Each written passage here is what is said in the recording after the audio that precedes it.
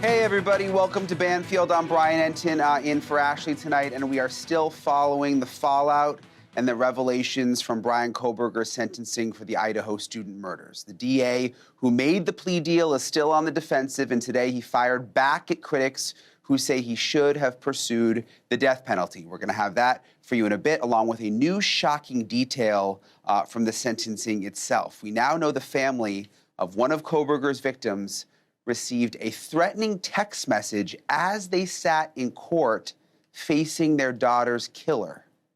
I actually saw this go down, and it was terrible. Steve Goncalves will join me in a minute to tell us all about that and what happened. Also tonight, have you guys seen that crazy docuseries, Chimp Crazy?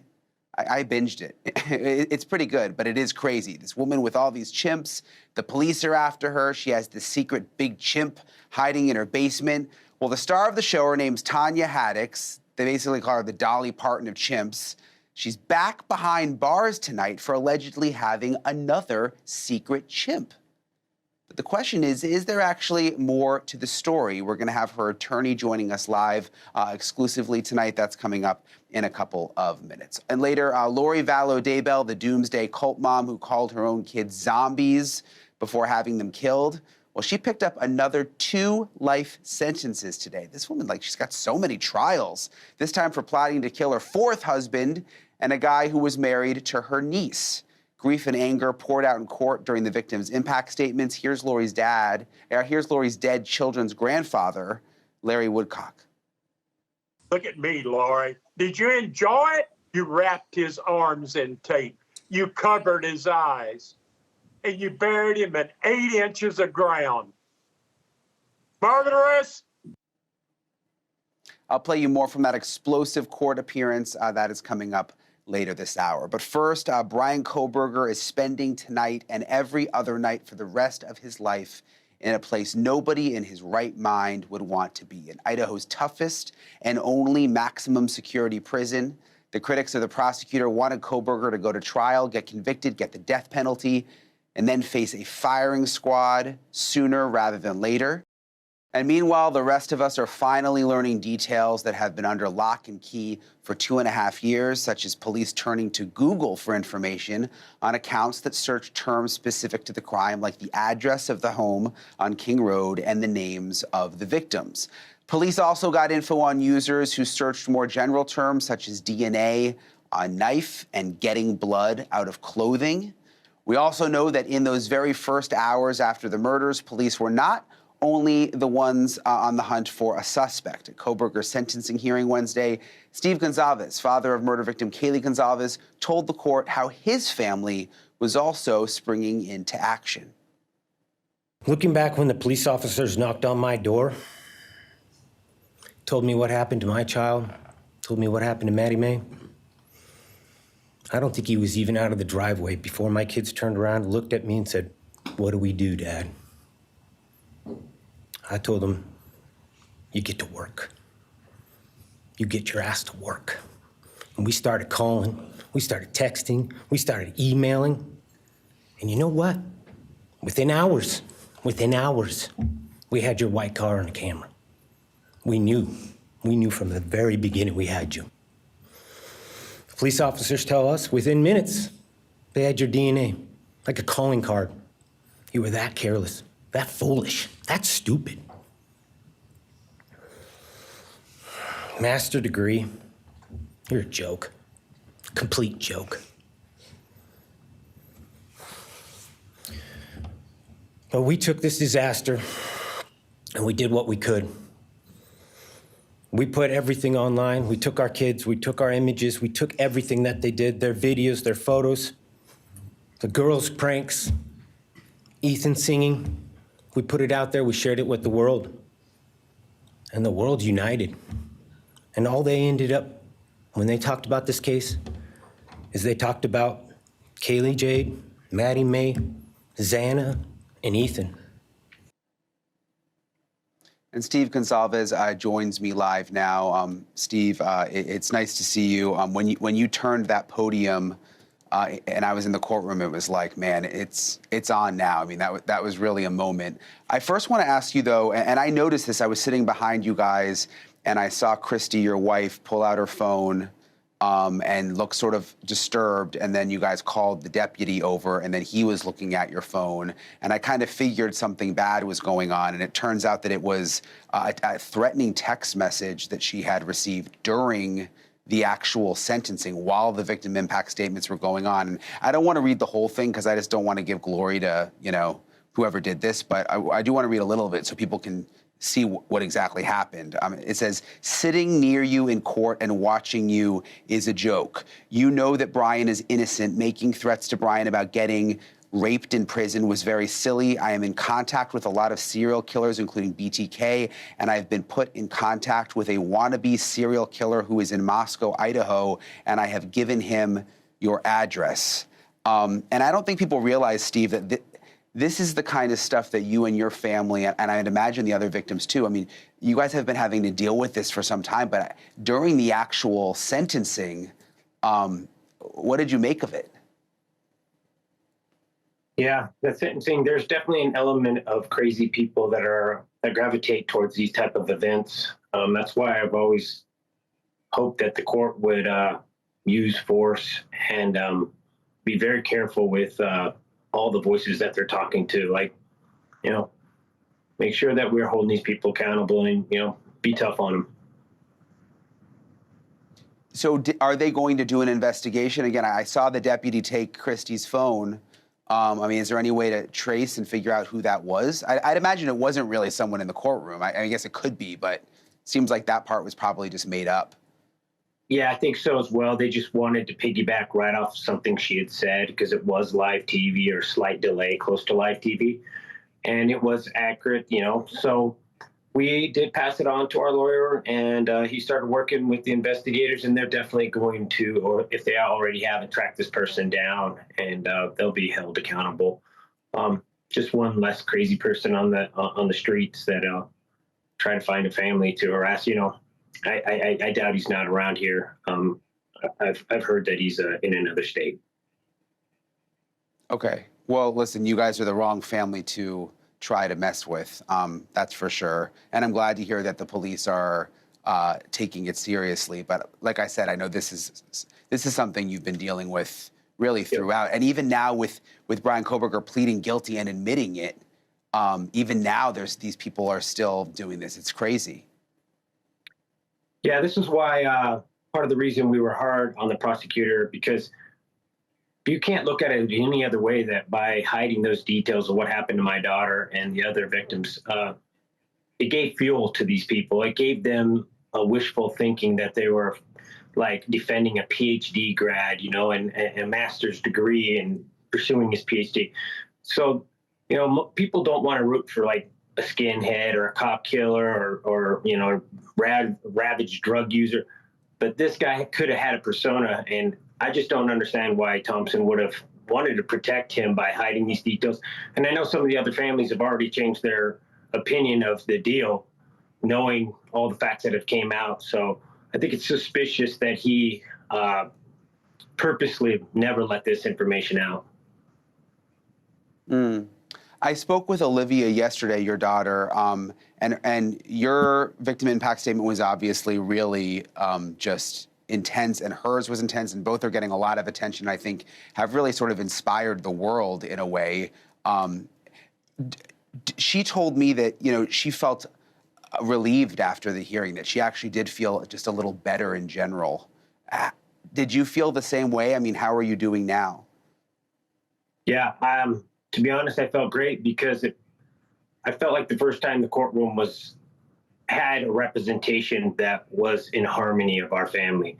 We're not going to sit there and honor a mass murderer and say that he can sit on his butt because he was honorable to the sword. He was honorable to the judge. Of course, he's going to be honorable to the judge. Judge is going to decide if he lives or die, but he wasn't honorable to us. And if you're not there for the victims, then what's the reason at the courtroom, So for the first time, we set the tone, and we wanted to have some power in that courtroom and dictate some things to him. So then he was just sitting there getting railed on, and that's the best we could do. And I appreciate the court for allowing us to do that. And it was very helpful. And I know it wasn't like 100% by the book. And so that's why I say thank you, Hippler, for letting us have that flexibility.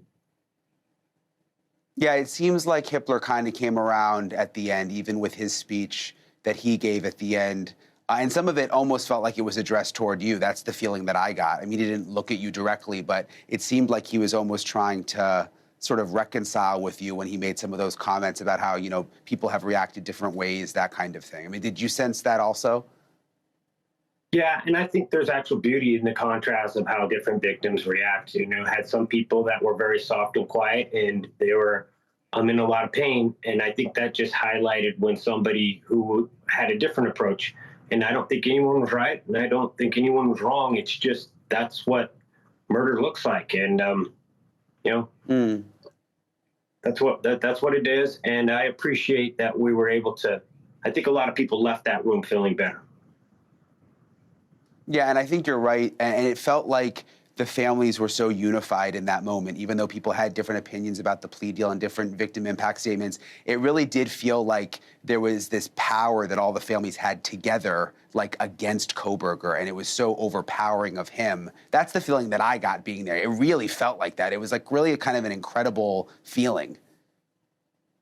Yeah, Shannon says that he's been in courtrooms for over 20 years and he's never heard anyone clap like that. He just smiled and he was like, the tone that you guys brought to that engagement was inspiring.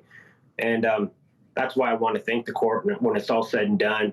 I'm tough and Hippler's tough, and sometimes maybe we can clash on that, but in the end, we're working towards the same goal.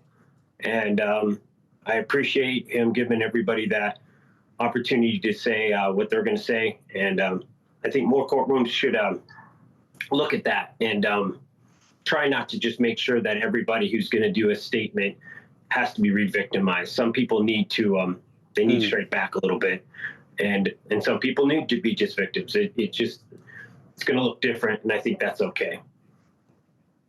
Yeah, it's a good point. Well, Steve, thank you for coming on tonight. I hope that you and Christy can get some rest this weekend. I know it's been a long week. Thank you so much, Steve.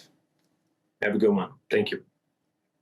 Okay, you too. All right, despite a flood of new information, we are no closer to learning why Kohberger targeted the house, and those students and police admitted this week that they don't know either. But there is no shortage of theories and speculation. It's all over the internet, some coming from highly skilled, highly experienced professionals such as my next guest, Jennifer Koffendorfer, of course, a retired FBI special agent with her own theory about which of Bryan Kohberger's victims was the intended target. It's nice to see you, Jennifer, on a Friday night. You just heard Steve there. I mean, that family, first of all, I mean, you watched the impact statements. I mean, they're so tough. It was incredible. I was in there, and you sat through a lot of these kinds of things, but I've never really seen anything like it.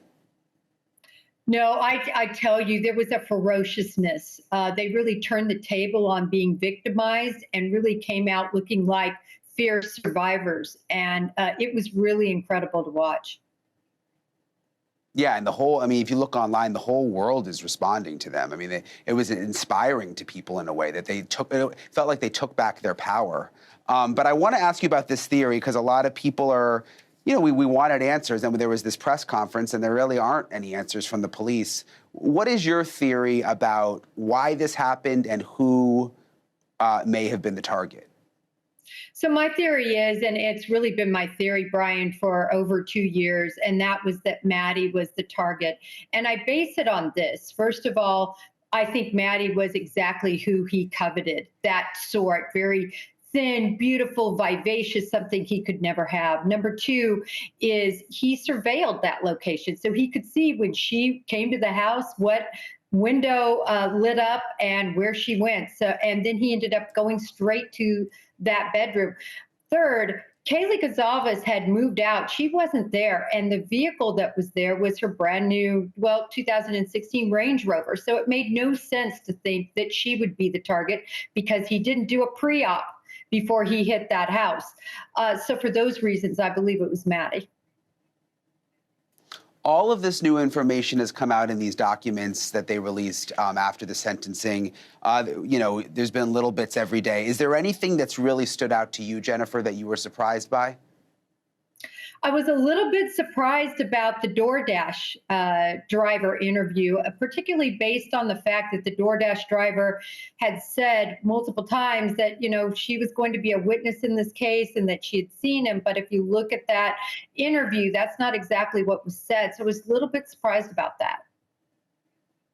Yeah, there's something a little strange going on with the DoorDash driver story. What about the Papa Rogers revelation? I mean, there was all this thought that Bryan Kohberger may have been Papa Roger, and then they just flat out said in the press conference, no, that's not the case. What did you make of that?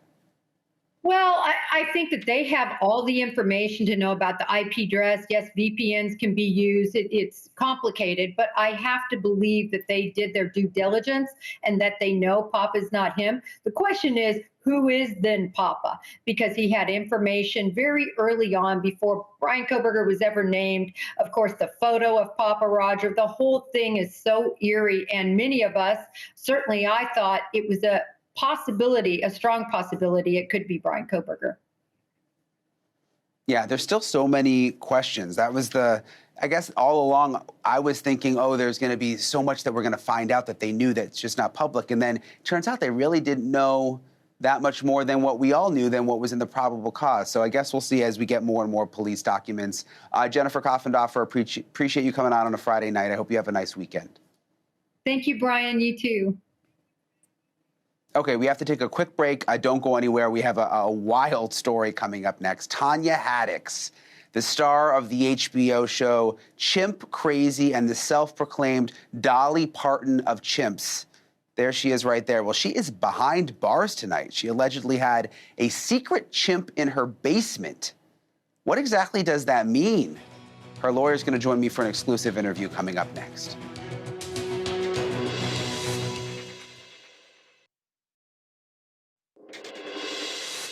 So you'd think if you search the home of Tanya Haddix, the odds are pretty good that you would find a chimpanzee. She is an exotic animal broker, the self-proclaimed Dolly Parton of Chimps. She's the star of the HBO docuseries Chimp Crazy.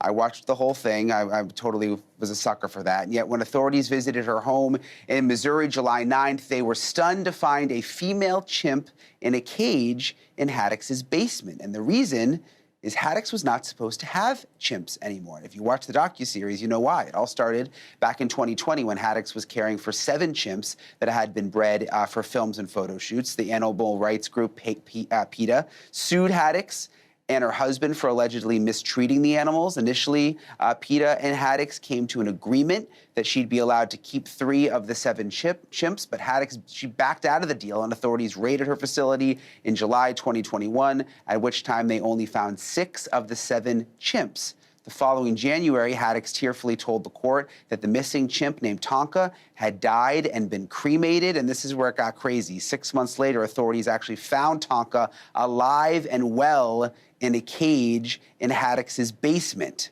Tonka was relocated to a chimp sanctuary in Florida, and Haddix and her husband were ordered to pay $225,000 to reimburse PETA for legal fees. And according to PETA, Haddix still has not paid any of it. Well, in March, Haddix pleaded guilty to 3 felonies for lying about the status of Tonka. The judge ruled that she could stay out of jail before she was sentenced on one more condition, that there could be no more chimps. There she is there outside the courthouse. Well, unfortunately for her, on July 9th, authorities found another chimp. It was a secret chimp in Tonka's cage in her basement, in the basement again. And so Haddix was rearrested and will stay behind bars until her sentencing on August 7th. It is a wild, complex story, but is it the whole story? I'm joined by Tanya Haddix's attorney, Justin Gelfand. Justin, thank you for being with us tonight. Again, I watched the docuseries, so I sort of know the basics, but it seemed pretty clear she wasn't supposed to have any more chimps. How did this other chimp now end up in the basement? She has fully accepted responsibility for the crimes that she has committed. She understands that she faces sentencing. The important thing to remember here is that this is not the first time that TV does not fully reflect reality. And in this particular case, Tanya's life has been a lifetime of struggle, of hardship. She was the victim of abuse as a child. She was the victim of domestic violence as an adult, so severe in instances where she actually, like many women in that situation, had to go to court to get a court order for protection. And in this particular instance, where humans let Tanya down, animals filled that void of safety and security when humans were not safe.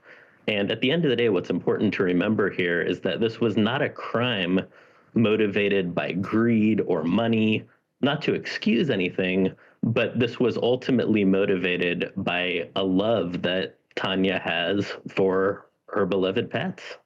And in this case, that's why she finds herself. So can she just not stay away from chimps? I mean, I would think she would have known at this point that she was really going to get herself into serious trouble. Well, obviously, everyone has to follow court orders, and she finds herself 2 weeks away from a federal sentencing hearing, currently incarcerated because she admitted and fully accepted responsibility for the violations of law that she committed. But again, the important thing to not lose context of is that unlike so many people who find themselves in the criminal justice system, this was not a crime involving money, guns, drugs, violence, harm to anyone, harm to any animals. This was a crime involving making misrepresentations to a court all about a chimp, Tonka, who she had a genuine, sincere relationship with, no different from the way many of us do with dogs and cats and other animals that we love and that we adore and that are members of our family. So I hear what you're saying, that these TV docuseries don't always tell the full story, and they tell a version of the story. But at the same time, when you watch it, you see the Tonka was in the cage in the basement. And I mean, they're not, you say like dogs and cats, but they're really not, right? They're intelligent, they're like so close to being human, and that he was locked up in that cage down there. And now to hear that there was another chimp locked up in the basement, I mean, I get that she has issues, like you're saying, and she's had a rough life, but I think there is a victim here, isn't there? Aren't the chimps the victims? It seems unfair to say that there's no victim. Well, ultimately, she has never been charged with any federal crime or any crime at all that involves any alleged harm to animals. And I think that's important. There are federal statutes, the Department of Justice. I'm a former federal prosecutor. The prosecutor on this case is an aggressive prosecutor. And if they had evidence that she harmed animals, one would have to presume that they would have charged her with those crimes. And she's never been charged with any crime involving any alleged harm to an animal. And that's an important distinction with a difference in this case. Have you, I mean, obviously you have, when you've talked to Tanya while she's been behind bars, I mean, how is she doing? Do you think that, like, maybe now that she's been incarcerated, she's finally getting the message that she probably should not have any more chimps? Obviously, I can't discuss any conversations that are privileged that I've had with my client. This is an ongoing legal proceeding. I wish I could answer every question. I can't fully comment on that. But what I can comment on is that she fully understands that she's 2 weeks from yesterday, she's going to stand before a federal court in St. Louis, Missouri for sentencing. And ultimately, she fully accepts responsibility. And that's important. But it's important that we also not lose context of what this was and what this wasn't. And in this particular instance, realize for Tanya, these pets are like her family. And like many of us have with dogs and cats, at the end of the day, we'll do anything for our family. To be clear, that's not an excuse, but it is an explanation, and it provides context. And that's what federal sentencing, as you know, is all about. Yeah, and when you watch the docuseries, I mean, it's hard not to feel sort of bad for Tanya. I mean, like you said, she doesn't come across as a bad person, but at the same time, it's hard not to feel really bad for the animals too, just because, you see them in the cage in the basement. You know what I mean? Look, I appreciate you recognizing that Tanya is not a bad person. This is a person who's dedicated her life to helping others. She was a nurse working in healthcare. She's dedicated her life to loving animals, and she has no criminal history prior to this case. This is her first time ever at 55 years old that she's had a run-in with the justice system. These are serious allegations. She fully accepted responsibility, but she's a person who really has a very positive side, and I think that it's important that people recognize that. Well, we will keep an eye on it. We'll see what happens at the sentencing. We appreciate you coming on, Justin. Thank you so much. Have a good weekend. Thank you for having me. I appreciate it. Okay, coming up next, there are not many things more terrifying to people in the Los Angeles area than a wildfire. It is one of the deadliest and most destructive threats always hanging over Southern California. So when hikers in the Hollywood Hills saw this tree fully engulfed, they sprang into action. This dude just started the fire. You started that fire. Busted on camera. Who is this guy caught red-handed trying to start a wildfire in Runyon Canyon of all places? And what about the couple who shot the video and kept the fire starter from getting away? Both of them, there they are. They're gonna join us live. They stopped the guy. They don't mess around. They're coming up next.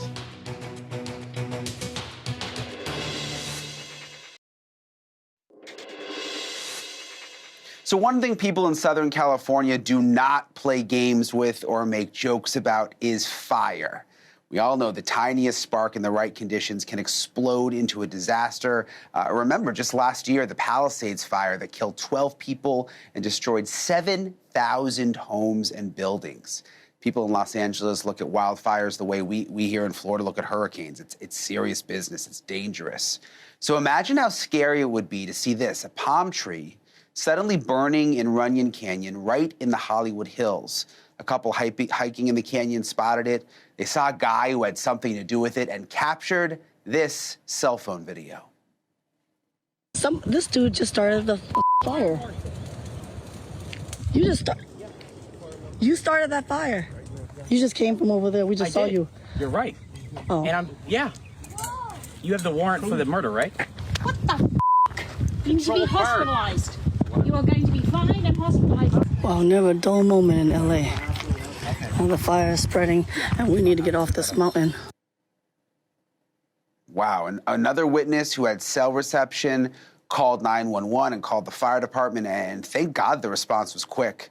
The fire was thankfully stopped. Best of all, the man you just saw on camera admitting he started it, well, he wound up in the backseat of a police car. And I want to welcome in Devon DeMarco and Scott Mitchell. Devon made that video, and Scott is the man you saw making sure the arson suspect did not get away. It's nice to meet you both. Wow, good work, you guys. I mean, that's crazy. Devon, tell me what happened. Like, what did you first spot? We were coming down Runyon Canyon like we always do every Sunday. And I was trying to upload a video that I usually take every week to just let people know, like, get outside, do something. So luckily I had it in my hand. And I saw this man coming out from the bushes from behind this 50-foot palm tree. And he came out, like, seconds later, the whole palm tree was up in flames. And I said, yo, what the, everybody knows what I said. So I said, Scotty, go get him. Don't let him leave. I made sure to capture his face, and I wanted to get a video of what he had done just in case he tried to flee. So he went to get him. And after that, I tried to call 911. And, the hill is very spotty with reception. So there was people trying to run away. Just some people were just ignoring it. And luckily, there was a couple that was there that tried to call 911, and they were on hold. And the thing is, I was trying to post on my story just in case they didn't, because they were on hold. So just in case they didn't get through, somebody would see my story, and I put Runyon Fire just in case somebody down the hill would get reception and call 911. So he went after him. Yeah, I'm always shocked, first of all, when you hear that people are on hold when they call 911. That always doesn't seem like a good thing. But Scott, so what happened? So Devon said, go get him. And then what did you do? Well, here's the thing. Devon's being really modest, right? She's originally from Chicago. And the Chi, right? The Chi. She's from the city of Chicago. So if you're close to anybody, and they have a certain tone, and when you hear your woman say a certain thing in a Chicago tone and it's an emergency, you react. I ID the guy, and he was far away, and fortunately I have a little bit left in the tank and was able to get him because he was about 150 yards away. My main thing was to apprehend the guy. I was hopeful that I didn't have to get physical, and fortunately it was not. I just wanted to hold him in place while she rallied the rest of the people on the Hill so we could get some help. Because January, we had the fires. We had to evacuate during January. And it was horror, it was anger, and it was just a feeling of not letting this guy get away with it. Yeah, good for you. Listen, I saw the guy in the video and I see you. I mean, it doesn't look like much of a match. I'm pretty sure you didn't have much trouble chasing down that guy.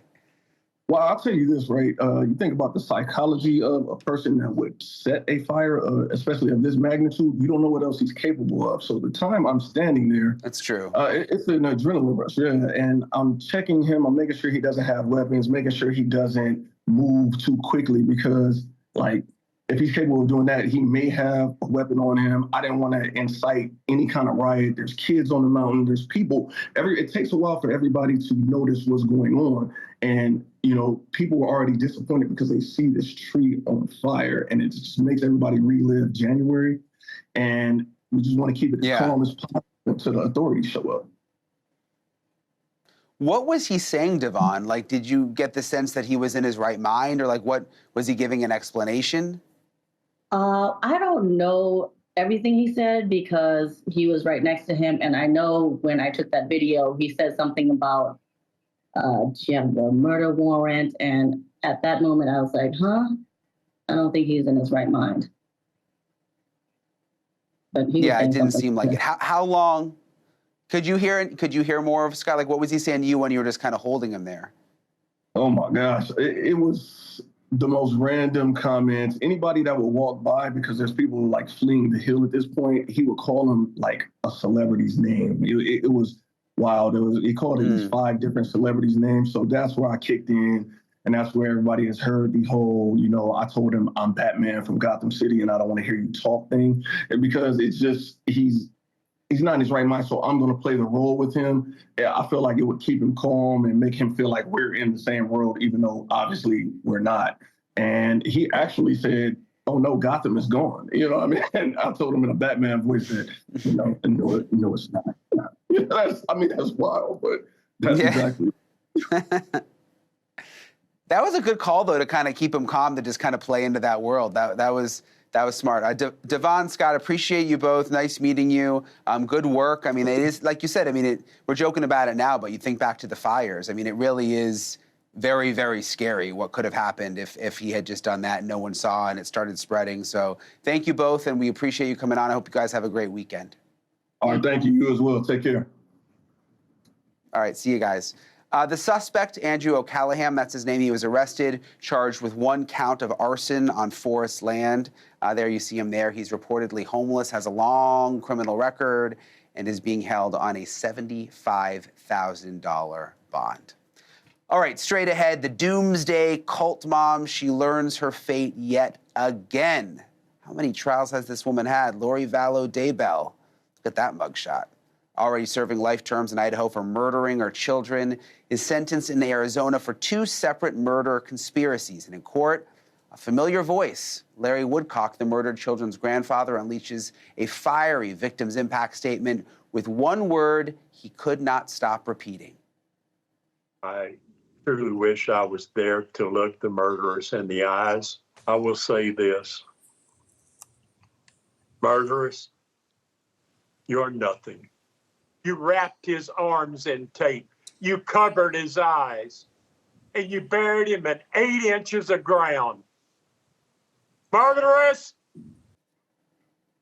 Larry is such a good guy. After the break, more of what Larry had to say and why Lori's legal battles might still, oh my God, it might still not be over. We'll explain next.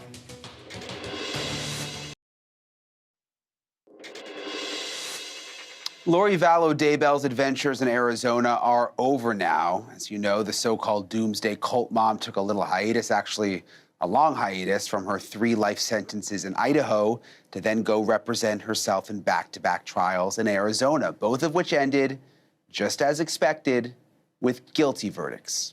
Now, both were murder conspiracy trials for the shooting deaths of Vallow's 4th husband and the attempted shooting death of a man who was married to her niece. It's such a sordid story. That man survived. The shooter missed. Today, an Arizona judge handed Vallow 2 more consecutive life sentences, for a total now of 5.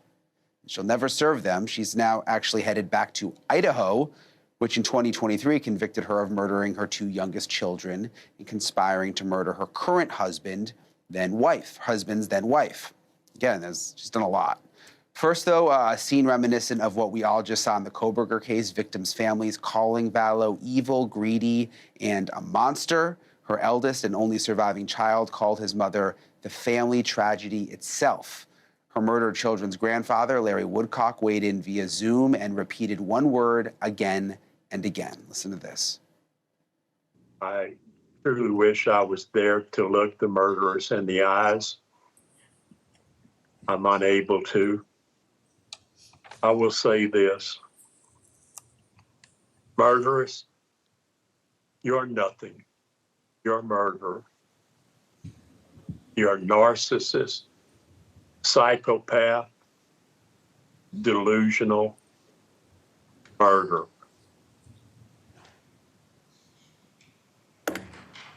I can't tell you the harm that you have caused to our family.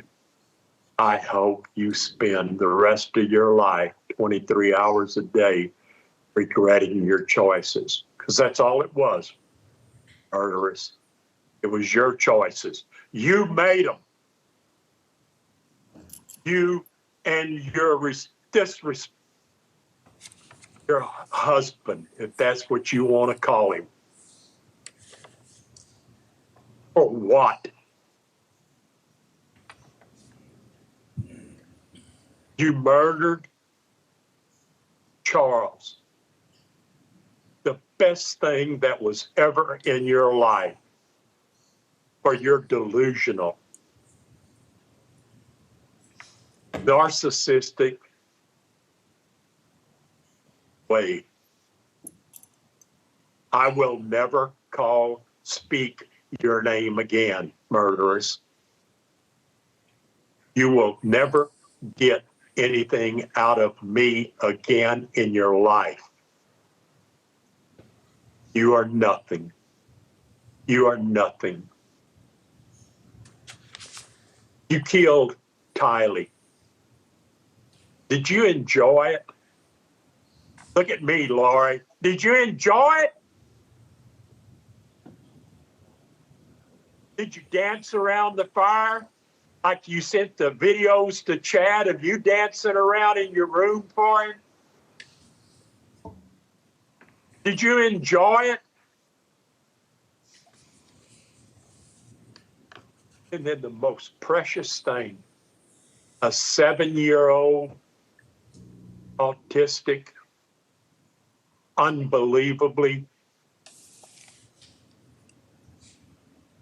God's present to Kay and I, to Todd.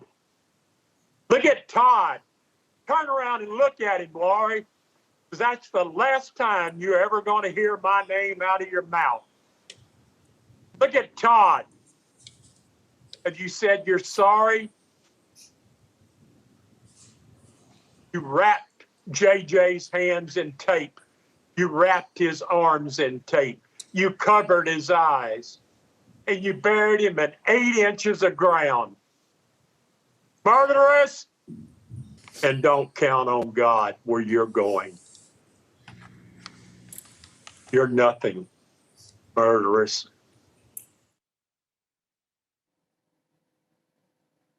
You just imagine what he's been through. My gosh, as much as we all hope to never see or hear from Lori Vallow again, it is not necessarily over. She is appealing her convictions in Idaho.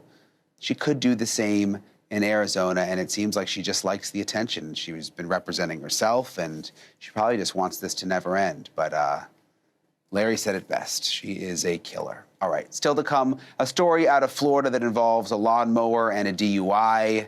I really need to say more. There's even pictures of this whole thing. A very Florida story. It's coming up next.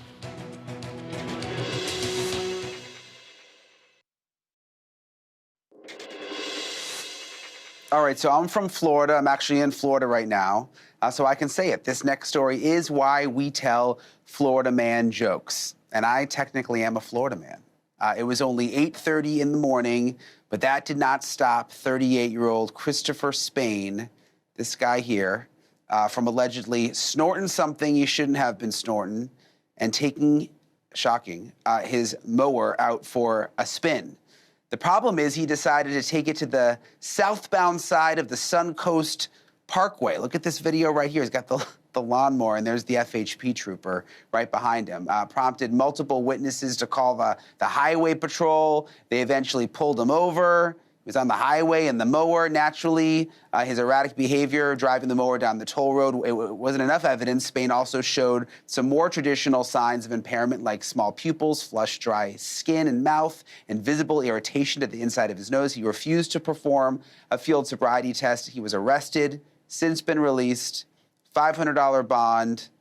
There he is again. Look at that. Look, I'm a Florida man, but I'm not that kind of Florida man. That's it for us tonight. As always, thank you so much for watching. Hope everybody has a great weekend. Take some time to chill. Chris Cuomo is coming up next. Thank you for watching. Subscribe below and download our NewsNation app right now on your phone, and you will get fact-based, unbiased news for all Americans.